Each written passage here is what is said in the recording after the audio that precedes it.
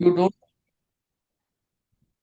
for instance, you do not want an environment that is filled with distractions. When your environment is chaotic, your consciousness reflects that disorder. Inner disturbance tends to intensify in the presence of our outer chaos. When you sit in a cluttered or dirty room, it affects you.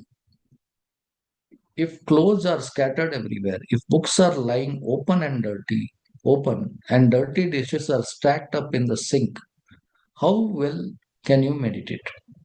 A spare, open environment is best. Ideally, your meditation space should have only the chair or mat where you sit. Our external circumstances should be conducive to meditation, bearing in mind that meditation is an inner activity. There should be nothing in our environment to draw us outward, you see. But as we progress, we also develop the ability to be unaffected by our surroundings. For example, in the beginning, we tend to become angry if something disturbs our meditation. With time, external distractions only drive us deeper into ourselves.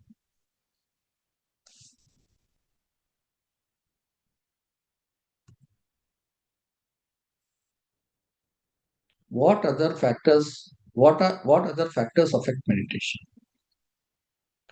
Time and place are not the only two variables that affect our meditation. On a daily basis, we expose ourselves to many influences. These influences affect our mood. Why do I feel low today? It could be some interaction between your circumstances, your encounters, a dream you had, something you ate, a state of health. After a chaotic day, you cannot help but be affected. If you come home and meditate at that time, your meditation may not be as easy as if you had meditated first thing in the morning. For example, in the early morning, has had a chance to affect you yet. You are a blank state. What is the ideal meditative pose? We have to look at posture in the context of meditation's larger purpose. What we do in meditation, we go within. We move towards the core of our being.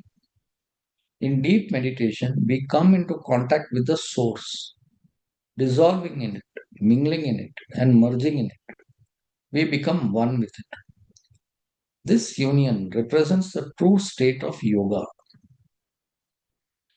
It is a return to the source from which we originated. Thus, yoga represents the principle of dissolution. It is a return to the moment before our creation, when everything was converged into a singularity. In that singularity, there was no activity. That is why the state of yoga is a state of perfect calm and inner stillness. So, I would like to repeat this again. We have to look at posture in the context of meditation's larger purpose. What do we do in meditation? We go within. We move toward the core of our being.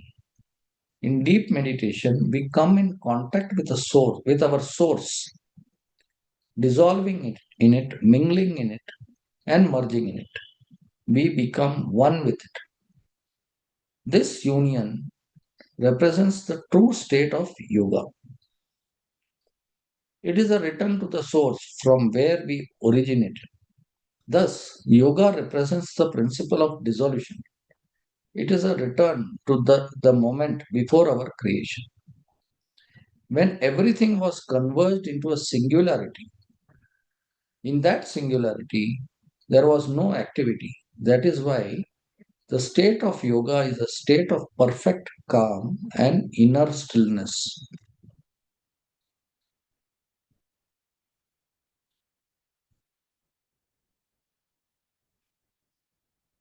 What is the opposing moment in meditation? It is that which pulls you outward, away from your core. This outward movement represents the principle of creation, which is an active principle. We must understand that the moment of creation is also a moment of separation. It is the moment that we become separated from the source.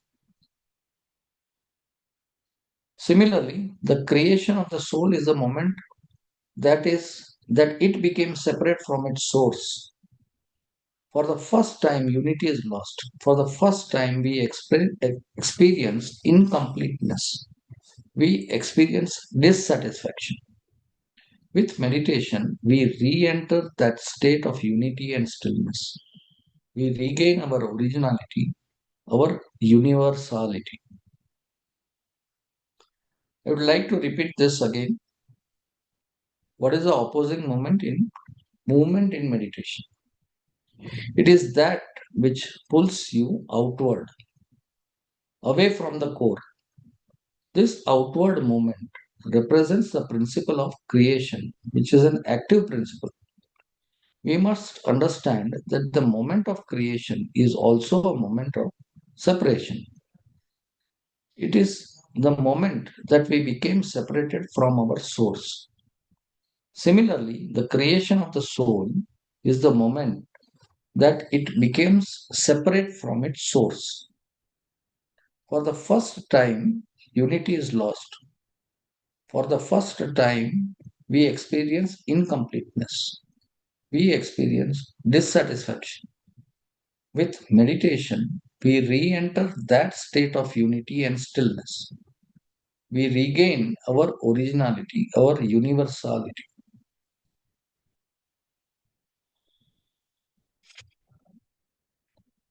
Is it right to say that we go back in time during meditation? No. Through meditation, we achieve that grand union here and now while still alive.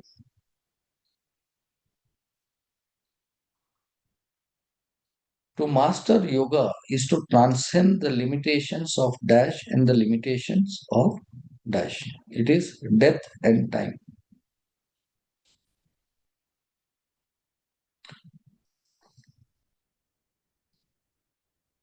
In the state of yoga, we simultaneously express the principle of dash and dash.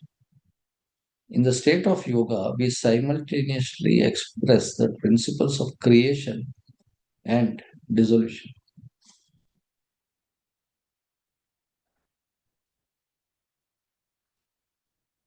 What posture has to do with meditation?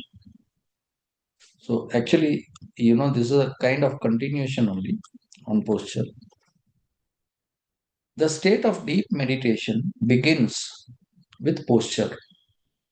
Our meditative pose can help us turn inward and move us towards our center.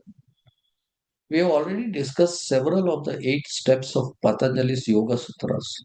The last 4 steps, Pratyahara, Dharana, Dhyana,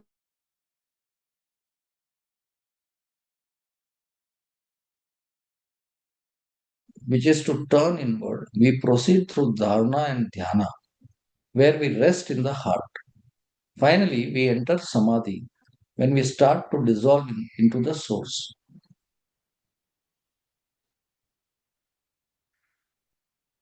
So, posture is very important. Patanjali's third step is asana, which means posture. In order to choose the best asana, we should consider which pose will best lead to pratyahara, dharana, dhyana, and samadhi. The first thing we do in meditation is to turn ourselves inward. That's pratyahara. Our physicality can help us here.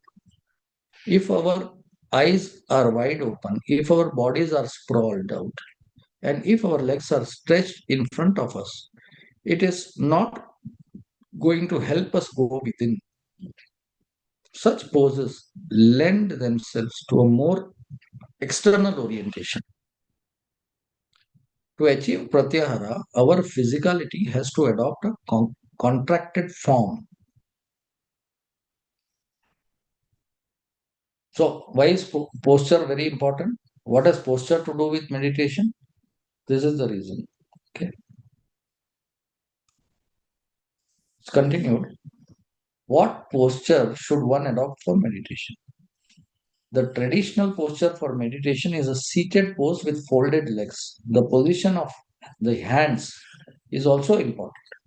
Ideally, they should be clasped together with the fingers interlocked, or you can rest one hand on the top of the other.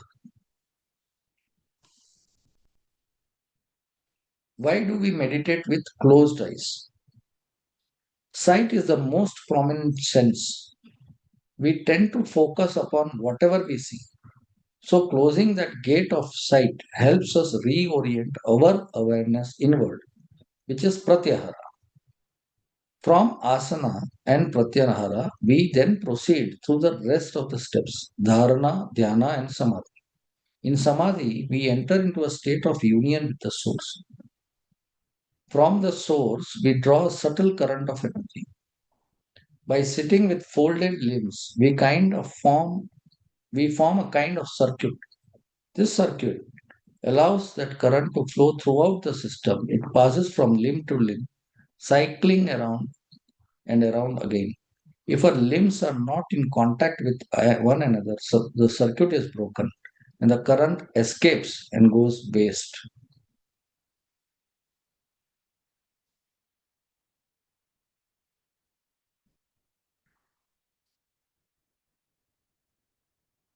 So, as the source is infinite, what if little energy goes waste?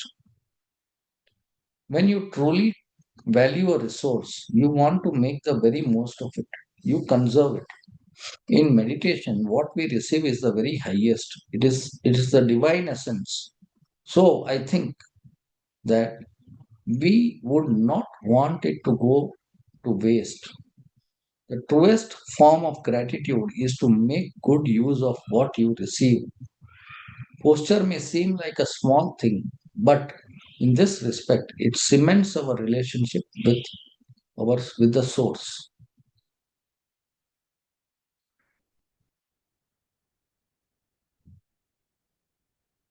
Okay, I have completed today's presentation. There are a few more pages left, but then that I want to take it up later. But if you want me to read anything again, please, you know, let me know. I can read it again, or we can then start questions and answers.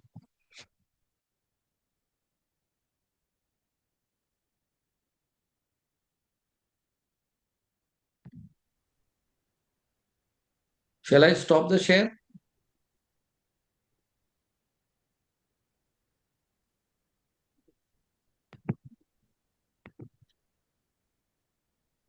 I hope everybody is awake. Right. Yes, brother. Okay, so I stop the sharing. Okay. No, if you want me to read some portion of the slides, I am okay with it. So, but if everyone is okay now, we can start the question answers. So, brother Satyanarayana is very happy. Satyanarayana sir, namaste. Namaste, sir. No, Raghu brother was telling, are you sleeping? No, we were in meditative mind, and that's why I said put a smiley. No, Very sir, your reason had brought my smile, but we are really enjoy. And luckily, today only I went through all these pages, so it was a blessing in disguise. very good. Okay, we are also happy. So few more slides are there for my portion of presentations, which I'll do it, sometime later, probably Monday. I don't know, depending on. I'll check with Brother Raghu. No, brother. No problem. We can work it out. Yes. Because I could not cover everything, Raghu sir. I mean, there Surely. was too much to digest. No problem. I think there is one question here in the chat box. Please explain the infinite or the source. Please explain the source is infinite. Please Now, explain the source is infinite.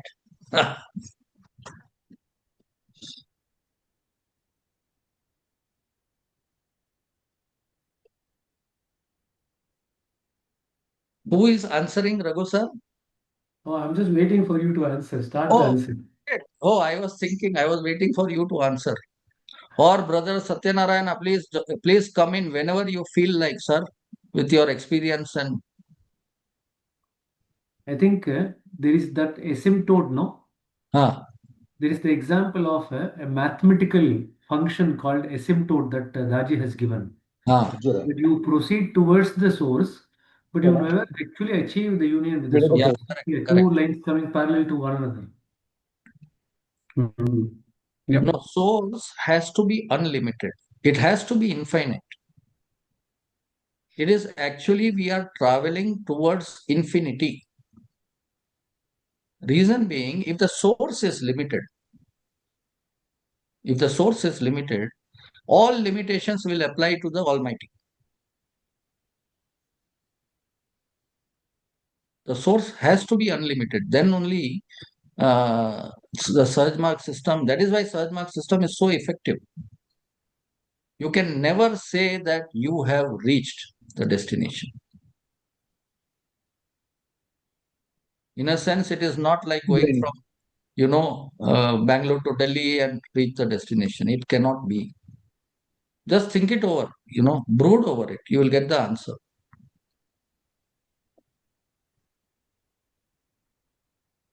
Because sometimes, okay, as an example, supposing one goes into very deep state of meditation, a kind of samadhi, you actually don't know where you are.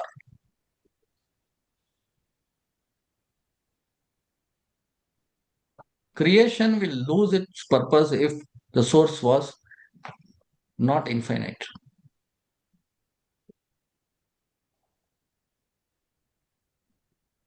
Anyway, that is my answer, what I understand, but anyone else can please. So just few points about this concept of finite and infinite. Okay, it's a fundamental idea that has been discussed across many philosophies. The idea of finite versus infinite.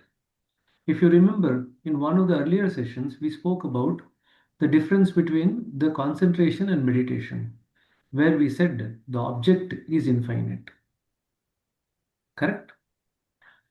Now, interestingly, I don't know how many people will probably be surprised. There are multiple infinities. All of us feel that there is only one infinity. There are multiple finites, but you have only one infinity. This is what generally people understand. 10 minutes. But both maths, science, and spiritual science, all the three concur that there are multiple infinities. Okay. Now, what are we talking about I'm talking about it from what Babuji has explained in Complete Works Volume 1 that you are probably going to go through later on. There are 23 circles. If you read the Reality at Dawn, there are 23 circles before you actually reach the source. And what Babuji writes is that you can infinitely be in motion in any of the circle. Okay. Now, if that is the case, what determines this question of finite versus infinite in terms of our journey? Babuji also then writes Towards Infinity as another book in the same Complete Works Volume 1. So, what determines our success in spirituality is the direction of movement. That is very, very important. Okay. Now, if you look at this from this particular context, the suggestion that you give at the start of meditation that there is a source of divine light in my heart, now that becomes critical. Otherwise, you can be stuck in any of these 23 circles. Only when you give the direction for the mind to go towards the source, you gradually transcend these 23 circles one by one.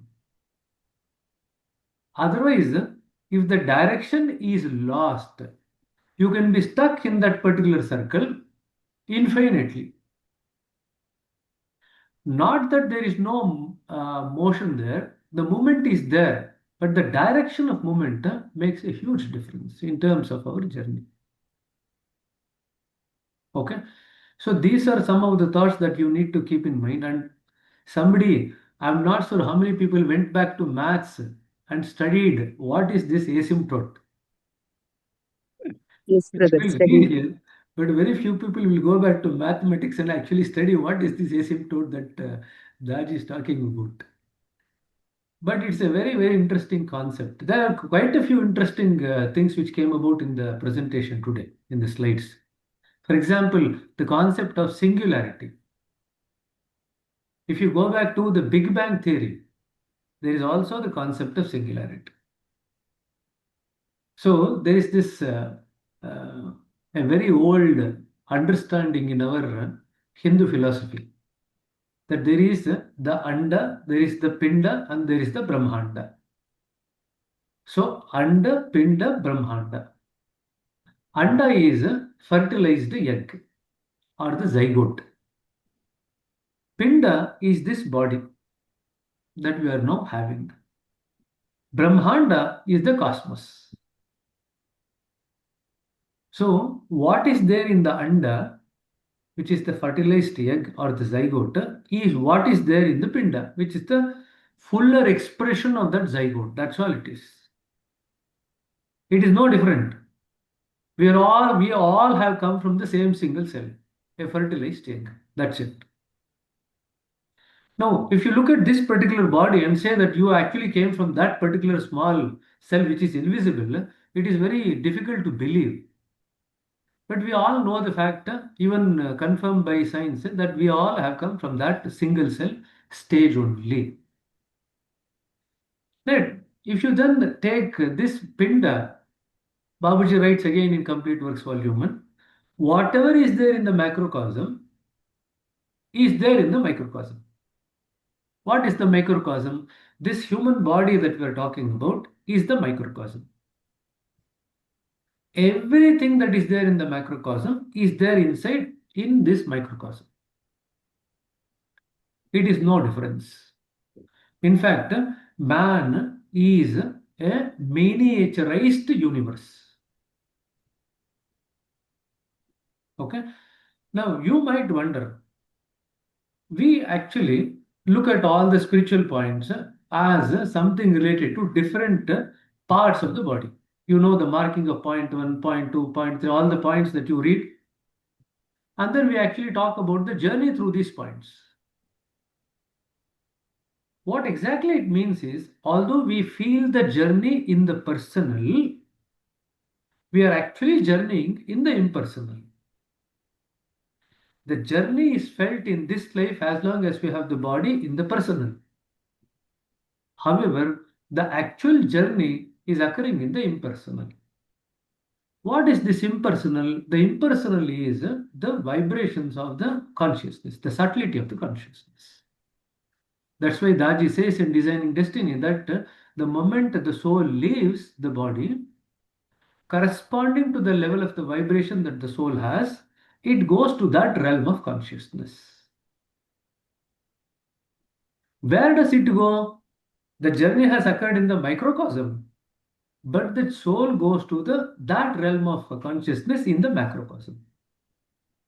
In other words, the journey that is occurring in the microcosm is actually giving you the ability of the soul to move to that level of the macrocosm. This is a very important concept to understand. So one of the homeworks or one of the studying things for you people will be to study the aspect of singularity. Cosmos is also, the Big Bang theory is also talking about that entire creation started from singularity. That's what the Big Bang theory says. Of course, whatever the Big Bang theory was saying, many of these concepts have now been questioned by the James Webb telescope.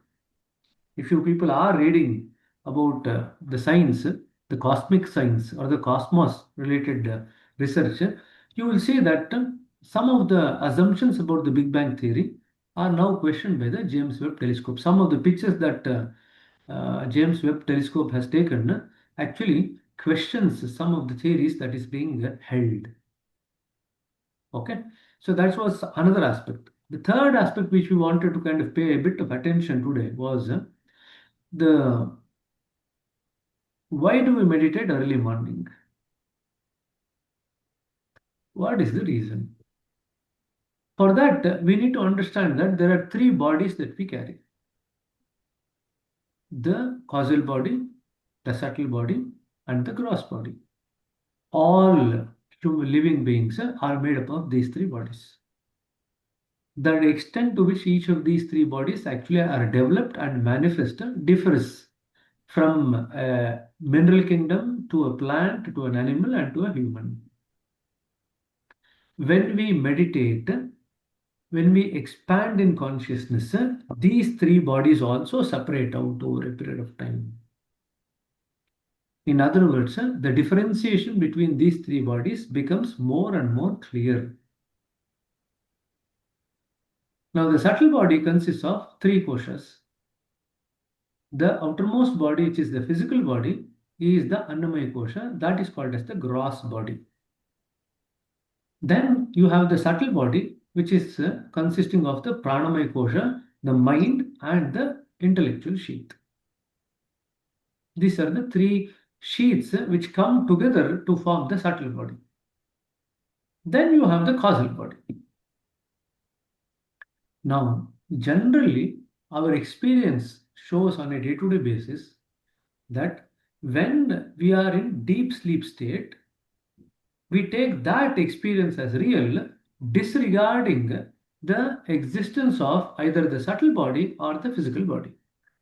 We don't pay heed to it at all. As far as we are concerned, in deep sleep, the deep sleep state is real. The other two are not there. Now, when you come to the dream state, the subtle body is perceived as real.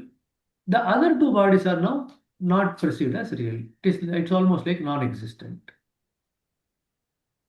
When you come to the waking state, you perceive the physical body and the subtle body and the external world as real, disregarding the other two bodies.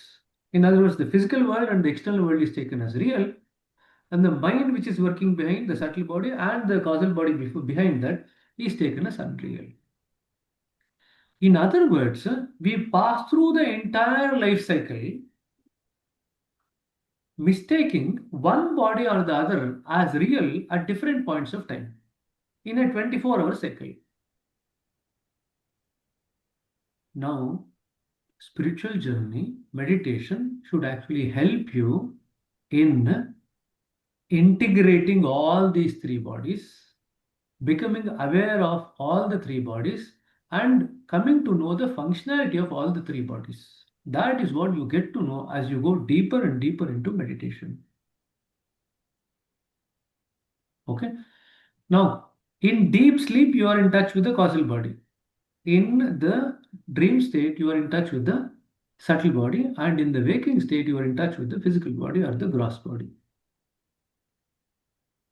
Now, from a medical perspective, all hormones in a human body is generated around 4 to 4:30. Most of the hormones. It is released into the bloodstream.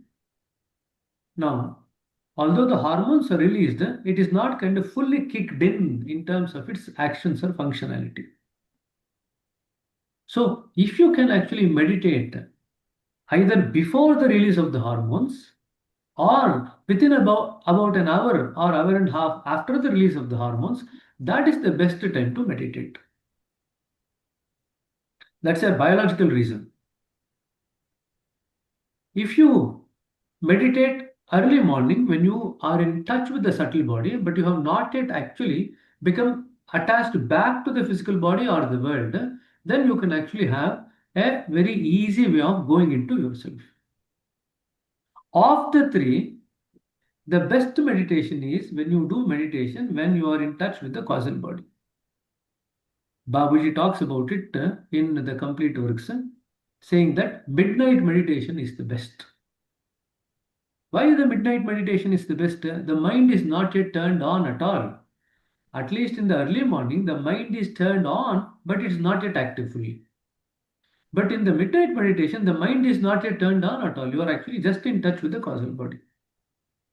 So that would actually give you the best experience of meditation. It's very easy to just dip into meditation. In fact, many people who complain of sleep issues, if they just do the midnight meditation and then go to sleep, they automatically go to sleep, a very deep sleep.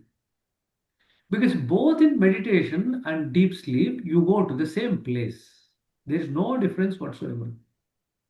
The only difference is that you are aware and awake during the meditation. In deep sleep, you are in a sleeping state of consciousness. That's all the difference is. But in either way, you go to the same place.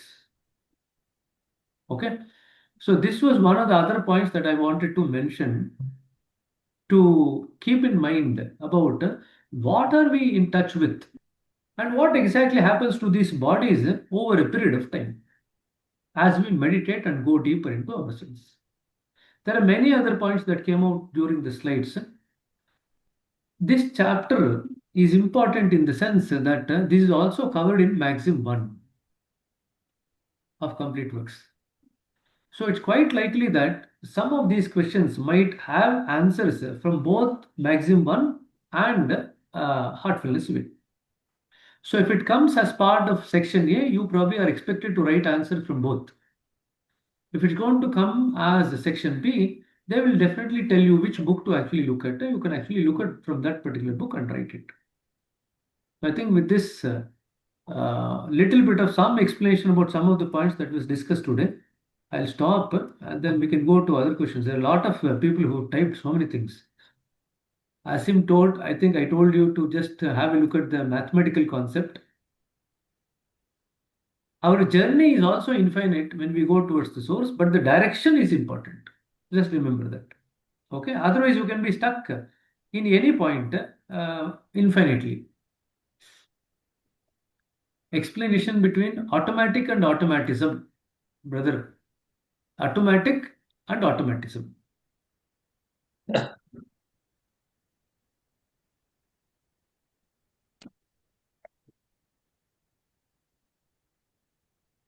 What is paradigm? Why the transmission doesn't transmitted from generation to generation? Will you please explain about this? Vishnu Kumar, you probably need to kind of explain a bit more about the question. So somebody has said infinite, infinite is. Vishnu Kumar, you are here? Sir, yes, sir. Yeah, go ahead. What is the question? Sir, my question is that why the transmission has now not been transmitted from generation to generation means because Master has told that during the I have read in the complete works of Ramchandra also that during the Satyuga and Treta Yuga there has from there the transmission has been came transmission has been discovered. So after that, why it has been not transmitted? What is the reason? And I didn't understand the meaning of this paradigm. Will you please enlighten me in this regards? No, brother, first of all, who asked that question on automatic and automatism? You have not answered that.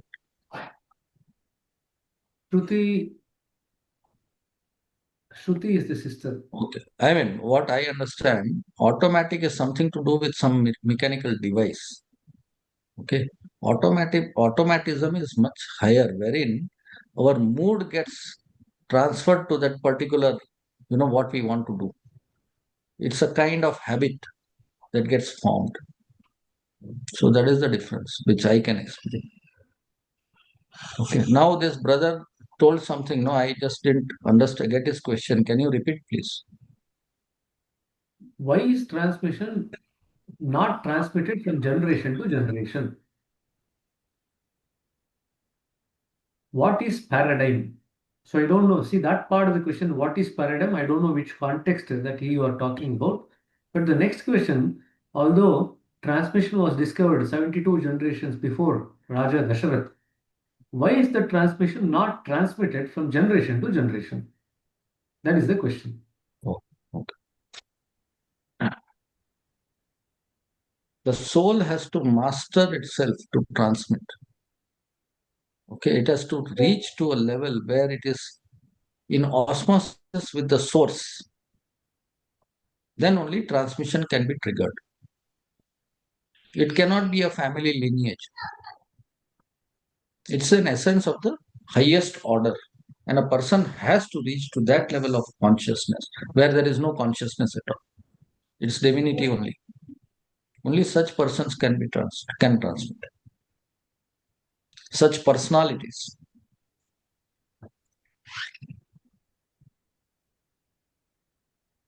Sir, I mean, why Hmm. after Raja Dasharatha, transmission has been not moved? I mean, why it has not gone, and why they have not teach how to transmit the transmission? Yeah, that level of personality may not have come into existence. And spiritual masters are come here when nature requires them to come.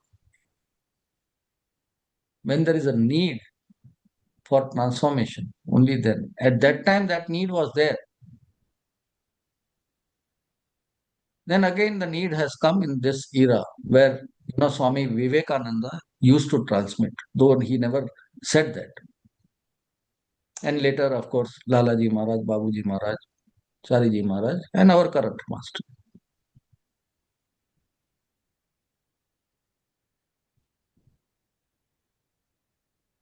Hope you understand, brother. Thank you, brother, for enlightening me in this regard. Thank you very much. Just one other point. See, transmission is there everywhere all the time. That does not change. The trigger. The ability to tap into it and utilize it for human transformation, that is an art. That is a vidya. Like with any other vidya, for example, we have Belur Halebid, where they have actually built very intricate rock carved temples. So that was a vidya which was prevalent during those particular times. If you just look at that particular now, you will see that the vidya has actually come down in its kind of intensity and the intricateness with which these things are done.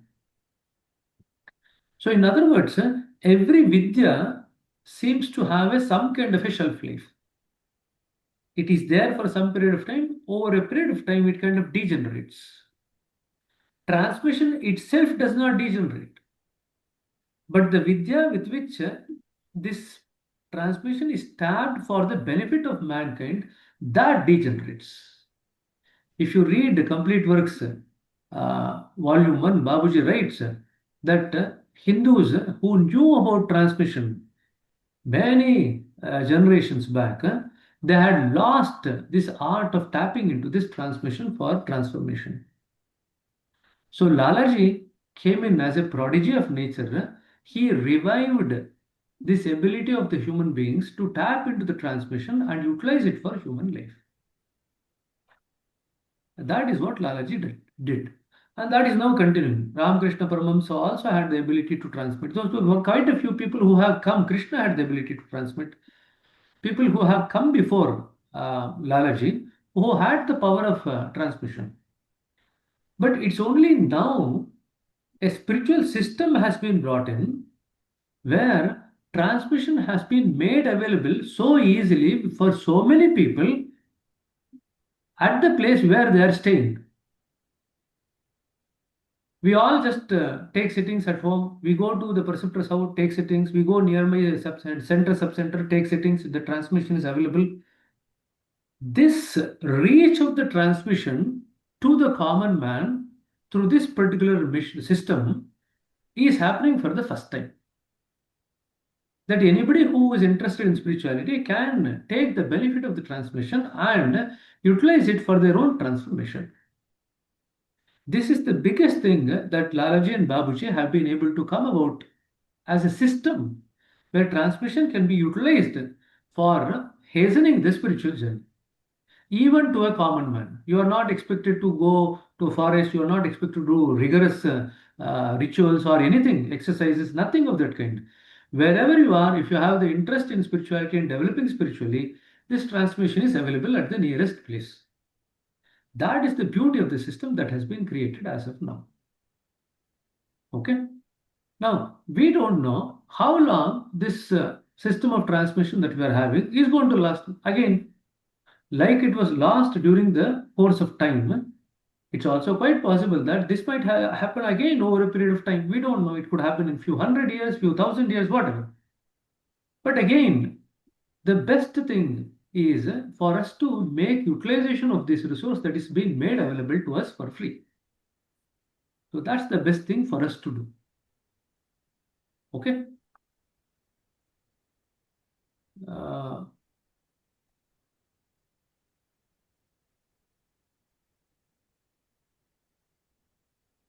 Can you please explain meditation posture, the limbs, hands, and the legs closed circuit? Somebody has put a picture also in the chat box. So nowadays we sit in chairs and meditate with the legs not touching. Is this okay?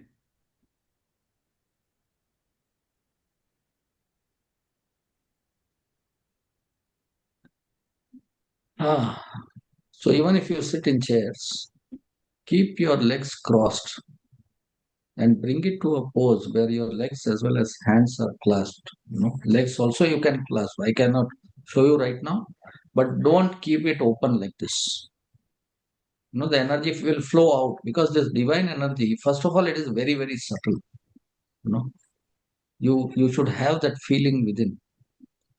And I am 100% sure that during meditation, if you submit to transmission, it will take it over, in a few seconds or a few minutes. So this posture is very important. The straight back, a slightly bent head, and the legs and the hands. So if the intent is there, it will happen automatically. So the next question is on the slide that was presented. In the state of yoga, we simultaneously express the principles of creation and dissolution. That is page number 78. Whereas on page 77, it is written, yoga represents the principle of dissolution. So two things said on two different pages in the same book. One on principles of dissolution on page 77, and on the expression of principles of creation and dissolution on page 78. So there is some background noise. Please mute yourself. Okay. So in meditation, what do we do? We destroy ourselves. That is, we burn out our skaras. The transmission burns out our samskaras. Okay. So that is, we dissolve ourselves. Okay. And then what we do? We recreate ourselves. It happens automatically. As you refine, you recreate yourself. And that is creation. That means from being to non-being, that is the first step. Okay, that is the principle of creation as well as dissolution. So I don't think there is any contradiction. It is in a particular context that the dissolution is mentioned in one page. It is in another context that it is mentioned in another page. I just want to read one whispers message which was there in the last few days. I don't know how many people are actually subscribed to the whispers. They send whispers to the email every day, no? So this is dated March 15, 2000 at 5 p.m. Babuji writes to the medium, you have passed into another universe, and the spirit that dwells in you is very powerful. You must expect changes in yourself at all levels. Be surrendered and confident. You want evidence, you will have it. So, why did I read this? The whisper is that when this medium started getting messages from Babuji, she also, like anybody else, had her own doubts. Am I hallucinating? Am I imagining all these things? So Babuji actually says, you want evidence that all these things are true in reality, you will get the evidence in due course of time. So if you read, I've been reading over the last 1 week, the last 1 week messages, whispers. I don't know if you have got it in the email. It's a very sequential evolution of how things are changing for the medium, Sister Helen, over that period of time, around 2000. So it's very, very important for us to pick up things from the whispers also that will actually give us a peep into what we are talking about. Now, you remember the earlier part I said the journey in the microcosm is also the journey in the macrocosm. So Babaji is now saying you have now moved into another universe. And the spirit now you are carrying has now become more powerful. Changes are underway. To just kind of highlight on that particular point, Babuji writes that when you actually reach the center, when you are in close approximation to the center, your entire system will become divinized. Your entire system is recreated. So there are many stories, if you read in the yogic literature, of people who have been able to recreate their body multiple times. In fact, if you read 44 Whispers from the 4 volumes that is there, the orange book, Lord Shiva comes and intercommunes with Babuji and says he was very adept at yoga and he has recreated his body multiple times. He knew that particular art. He then passes that art to the Ashwini Vidyas and they also utilize it as a part of treatment. It is called as Kaya Kalpa Vidya. If I remember correctly, it is called as Kaya Kalpa Vidya. Something, Kaya is body. Kalpa means through time. Vidya means to maintain the body through time. So Kaya Kalpa Vidya. Kaya is body, Kalpa is time, and then Vidya means the knowledge. The knowledge of the ability to maintain the body through time. So that's very, very, it was something that was known to our ancestors. It's already also quoted in many scriptural books and stories, but it's something again, the art of which has been lost. Okay, but all that I want you to remember is that our entire body gets reconstituted. Our entire system gets reconstituted. All the 5 koshas and the particles in these 5 koshas get reconstituted as we progress higher and higher in meditation. So just remember that particular aspect. Okay, that is in terms of that question.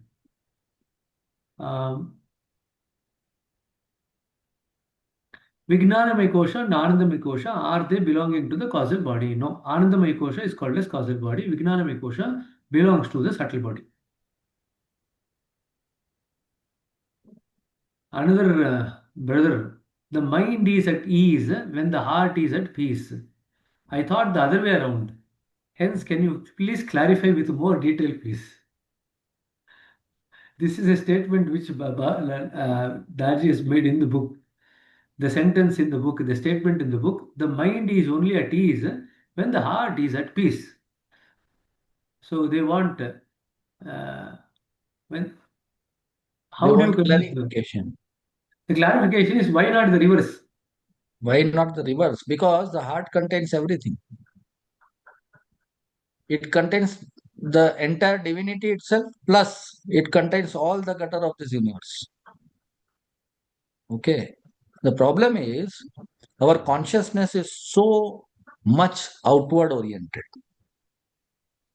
It is always outward oriented.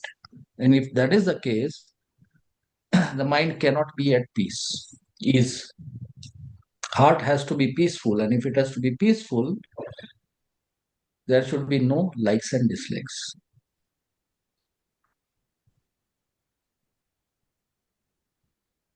Anyway, last question. Brother, my question is, when we meditate, as we feel transmission and the results is very light and peace. But who feels whether it is light or heaviness? I can't recognize. Who is observing all this condition? In every aspect, someone is observing. If I guess this is Atman or I am wrong, please clarify.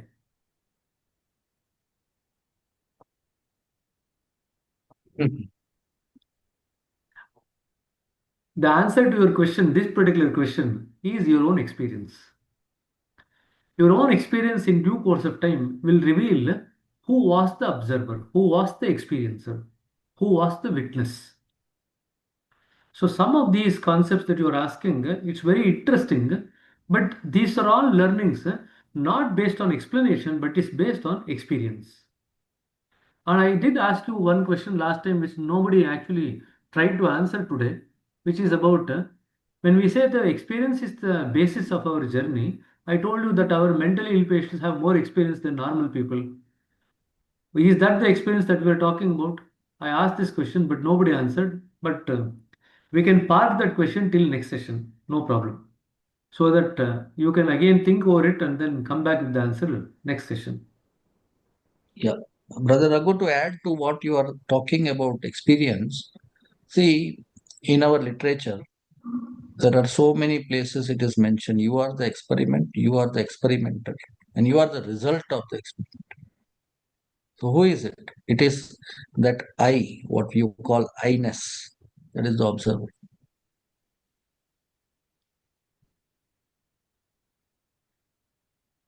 So last question, which is very interesting. What is realization and how to recognize a realized person?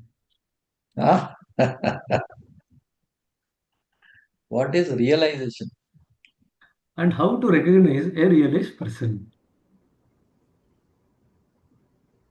Only good thing I can, sister or brother, Ajitesh Singla, please go ahead.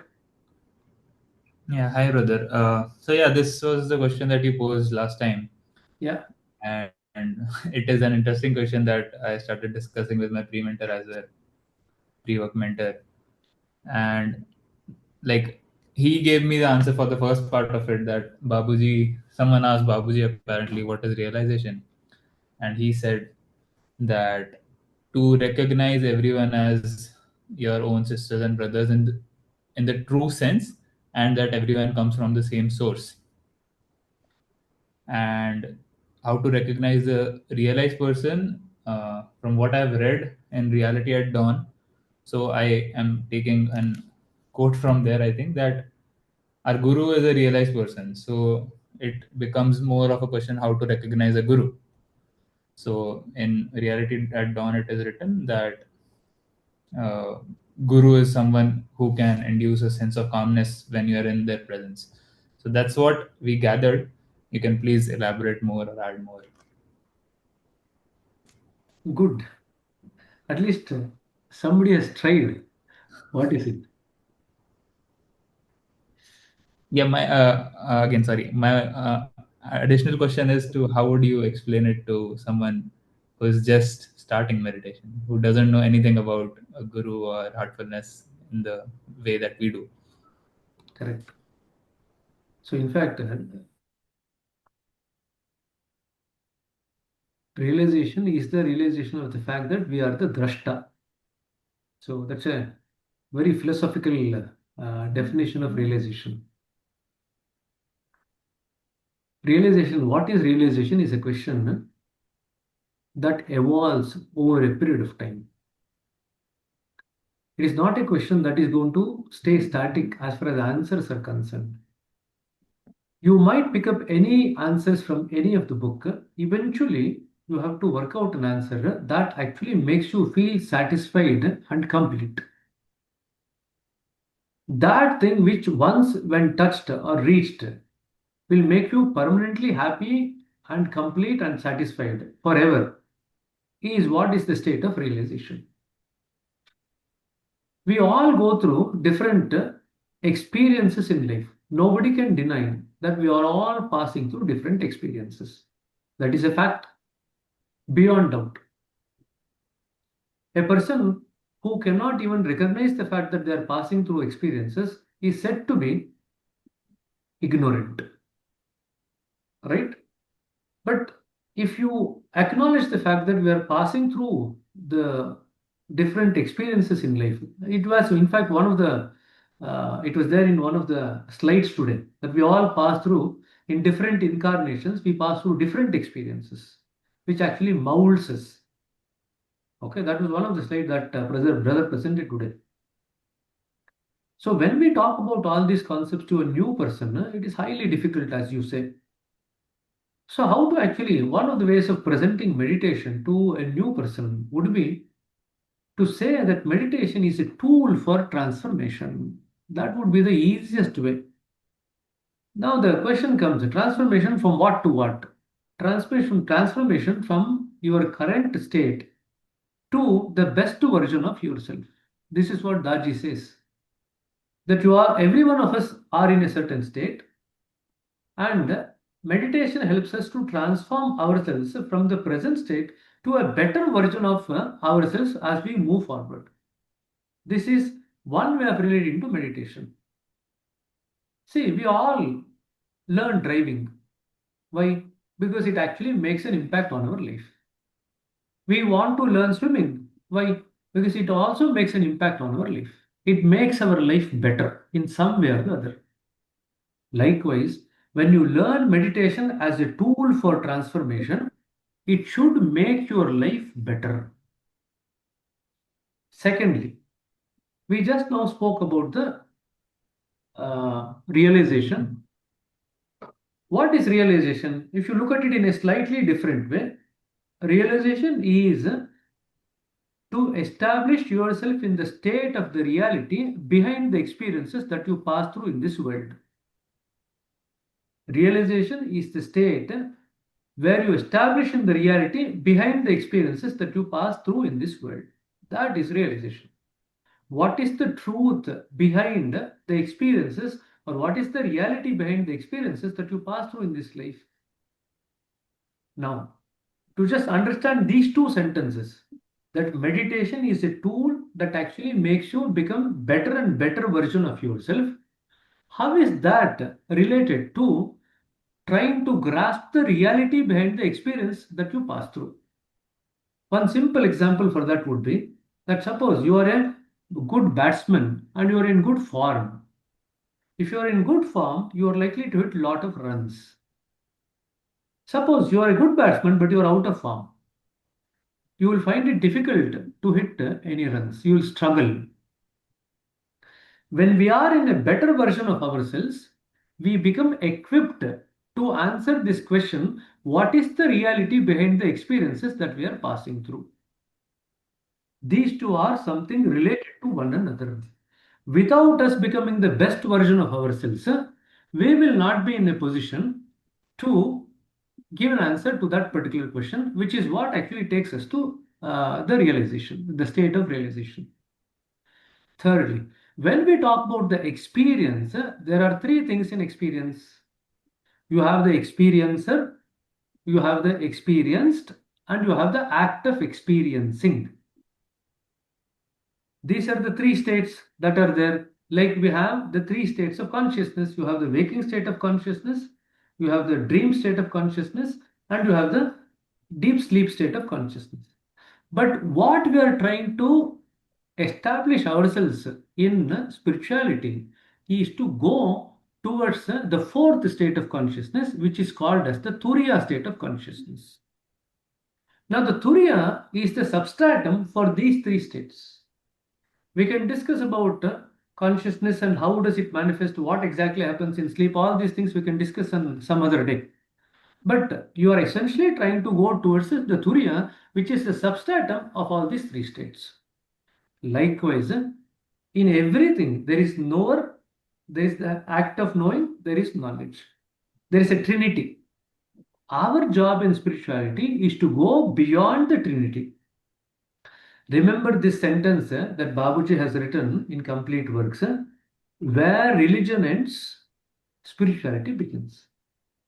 Now, when we say spiritual journey, that is not the end of the story. Where spirituality ends, reality begins. That is also not the end of the story. Where reality ends, real bliss begins. Where real bliss ends, that is our destination. So if you were to look at it, as of now, we are leading a life which is led by the body and the mind. In other words, if you look at the life that you are experiencing now, you are experiencing a life which is 2D. It's like a 2D cinema. That is your experience of life. Okay. Now, when you turn on the spiritual aspect of your own existence by the spiritual practices that you undergo, you are now watching the same experience in 3D. It's like a 3D cinema. In other words, your experience now becomes wholesome, fuller in nature, more satisfying in nature. That is what happens. Now imagine, after you have journeyed through the spiritual realm, you now touch on the door of the reality. Now you are in a 4D cinema. You journey through that reality having been established in a 4D cinema. In other words, the same experience that two people pass through, depending on the level to which they have evolved, their experience will be entirely different internally. And how they handle the experience also will be entirely different. Then you go into the real bliss. That is like a 5D cinema. Then when you enter into the last stage where you have reached the destination, that is like a 6D cinema. In other words, every stage that opens up as we progress towards our destination makes our life more and more enriched. When I say it makes our life more enriched, the life experience will be enriched with all the different aspects that we are now able to perceive. That is what happens. Okay, we have to go to a state which is the reality is a state beyond these three: the experiencer, the experienced, and the act of experiencing. You go beyond, like in the Turiya, you go beyond the three states of consciousness, beyond these trinities of what we normally do. That is what we are trying to go towards. Okay. Now, one interesting question that Abhyasi, that brother asked about who is the one who is observing, who is the one who is experiencing. That's a question that you probably need to ponder about a little bit more. Remember, in spirituality, pondering is not thinking. In spirituality, pondering is keeping quiet, silent, still, effortless, allowing things to actually come out of the heart. In other words, you will be able to grasp it when you tap into the feelings that is emanating from the heart. For every other thing in material life, you have to put effort. But for answers in spiritual life, you have to be effortless. You can call this as effortful effort. You can call the other one as effortless effort. But you still need to do something. You just be effortless and learn to tap into the language of the feelings of the heart. That is what you learn in meditation. I'll answer the question which I asked you earlier on. The experiences of a normal person versus the experience of a mentally ill person versus the experience of a spiritual person. If you call all the three as experiences, what is the difference between the three? In a normal person, the experience is colored by the activity of the mind and the body. In a spiritual person, the experiences is based on the stillness of the body and the mind. In a mentally ill person, the experiences is colored by the heightened activities of the mind and the body. There are three different states. The word that you use, experience, is the same, but there are three different connotations altogether in the context of the state of the mind. If the state of the mind is still, then you can actually learn to tap into the language of the feelings of the heart. That becomes a spiritual experience. Otherwise, not. Which is also the reason why we spoke about earlier in the other session that you have to keep your mind quiet during meditation. That is the art of meditation. No imagination, no going behind the thought, no force. When you keep all these three things quiet, you are actually making your mind settled and quiet. Then, in the context of the body and the mind being stilled, you experience certain things at the level of the heart. And that is what you call as conditions that you pick up during the sessions of the meditation. Okay. I'll just park the answer as of now. So I hope it makes sense when you are trying to explain. See, when you try to explain about meditation to a youngster, if you actually put it across as a tool for the transformation to a better self, I think they probably will relate to it like any other skill. Now, eventually, once they actually come into meditation, they will work out how is this transformation occurring. Then all these topics about the transmission, the divinity, everything will automatically come in. But if you do not explain, if you tell a youngster that this is a path where you realize yourself, nobody will be able to relate to that. Until unless you relate meditation to your day-to-day experiences and the changes that you see for the better in the day-to-day experiences, it will not be applicable to any of the youngsters. And that is the job that we have to do.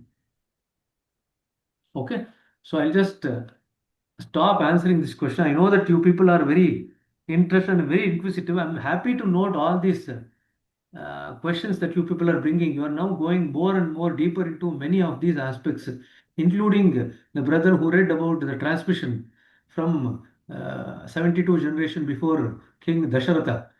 So it's interesting that you are picking up certain things. What we want you to do over the course of the next 6 to 7 months is to gradually bring all these learnings into some kind of a logical format so that it makes sense in terms of what you're doing. There's a strong foundation, not only from the conceptual perspective, but also from the experiential perspective.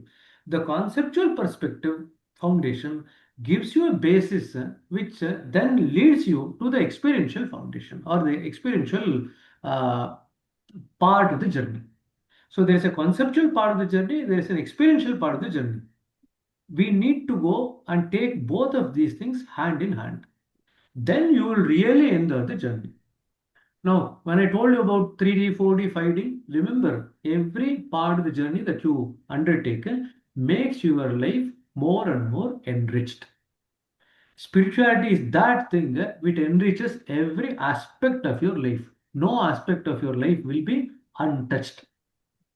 With this, I'll stop here. I think complete integration of the spirituality into material life. Yes, from what you are to what you ought to be. Yes, that is something that Daji has written. Uh, okay, I think people now gradually moving into the state of sleep. So the comments are also gradually coming down. The questions are also coming down. The battery is running low. So it's all right. We will catch up in the next session. We are happy to have all these inquisitive questions. So please bring more and more. As you go through these books, you will have a lot of questions. We want you to ponder on these questions. I told you how to ponder in spirituality, not by putting an effort of the mind, but by keeping the mind in an effortless state, waiting for the reflections to come from the heart. Okay. Anyway, some people are awake at least. They have turned on the video. Ajitesh Singh Singla was hiding. Later on, he came on after his question started being answered. I think Ananta Natarajan raised his hand, but he got tired after having raised his hand because I did not come back to him as the question to ask the question. So now he's turned off the light also. So please have some patience with us. We might not be able to cover all the questions in all the sessions, but we will try to tap into as many questions as possible. If some of the questions are left over, we will take it in the next session. Okay. So, Everyone wants to go to sleep. Everyone is already bombarding me with messages of thank you, brother, thank you, brother. So without much hesitation, let us now call it at the end of the day. We will catch up again on next Tuesday. Brother will continue with the next part of the session in the same thing. There are still many more intricate points to be covered in whatever we have discussed today's session also. We will continue that next session. Okay.